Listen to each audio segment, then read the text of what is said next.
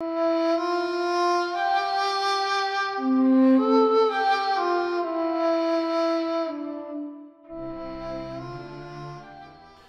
Cormac O'Malley, son of General Ernie O'Malley. Welcome to Ernie's Journey. This is a series where I share with you stories during the Irish War of Independence and the Civil War. It's how Ernie leaves his home, goes on the run, trains thousands of volunteers to fight against the British, and becomes involved throughout Ireland as an IRA organizer. During this period, he rises from a low level to become a general at age 23, at one of the highest levels in the IRA. We also sort of see how he's imprisoned, tortured, and captured. And part of how he tells this story, how we're able to tell this story, is through his own writings, both in On Another Man's Wound and The Singing Flame. Welcome back to Ernie's Journey. We're still in Tipperary in August 1920, and this episode 7 is on close calls. So anyone on the run is going to experience sometimes actual physical encounters with the enemy. In this case, we have an incident of a close call. And I want to read from On Another Man's Wound, his memoir on this period of history, for how he describes this close call. We were within 100 yards of the road when we saw a tender of police. It had made no noise. The tender halted near the low stone wall bordering the road. The police, about 12 of them, were seated back to back, facing either side of the road. They all turned in our direction and trained their rifles on us. We flung ourselves down on the ground. I had a Winchester rifle. O'Keefe and Jerry had revolvers. I handed Jerry my Peter the Painter. It had a wooden holster that could be fitted as an adjustable stock and a long-range sights, and would make it like a light rifle. There was no cover. The long field sloped gradually away down to the road. "Run back," I said. "I'll cover you and open fire when you begin to run." "I'm going to walk back," said O'Keefe, "but don't fire." The police sat watching us. I moved my body and settled down closer to the earth. My heels angled flat, and I had a comfortable firing position. There was more cover in the field than I had thought, but the top of my body was completely exposed.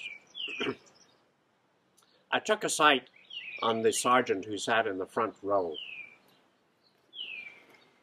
He'll give a fire order, I was thinking, and as he shouts, I'll fire.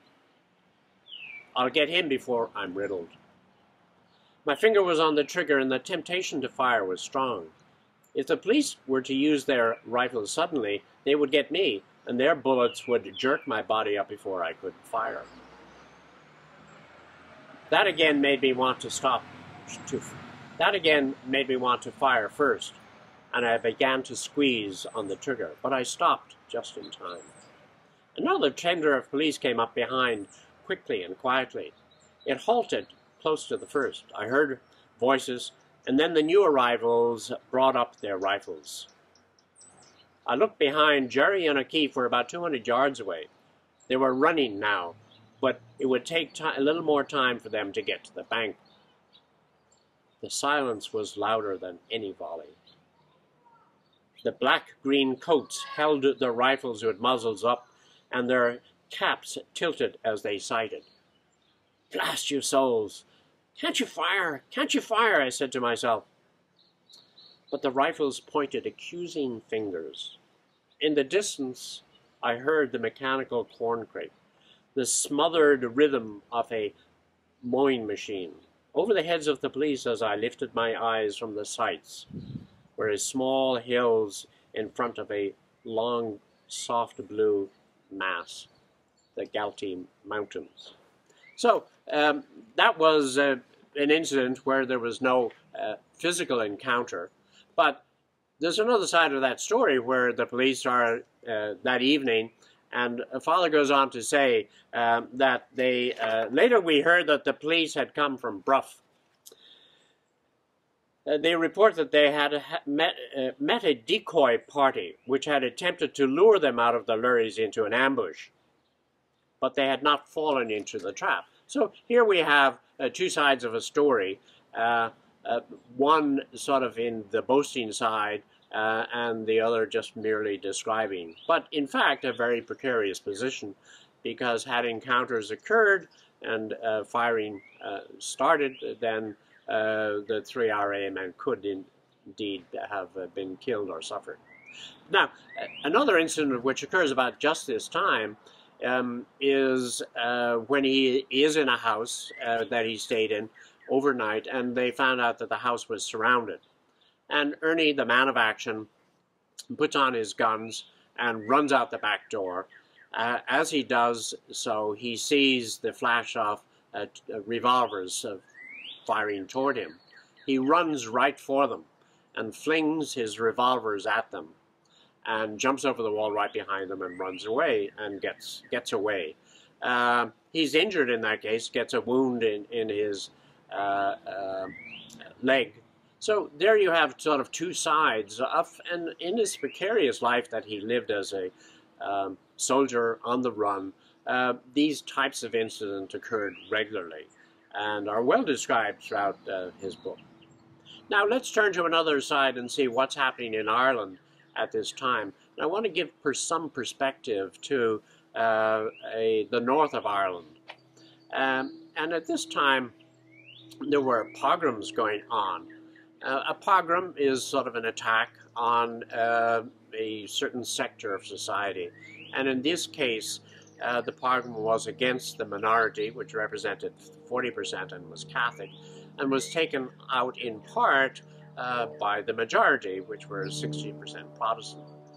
Now, what triggered a particular incident in a pogrom in South Belfast near Lurgan was the murder by several IRA men of the man Oswald Swansea, who had assassinated the Lord Mayor Thomas McCurtain in Cork in March.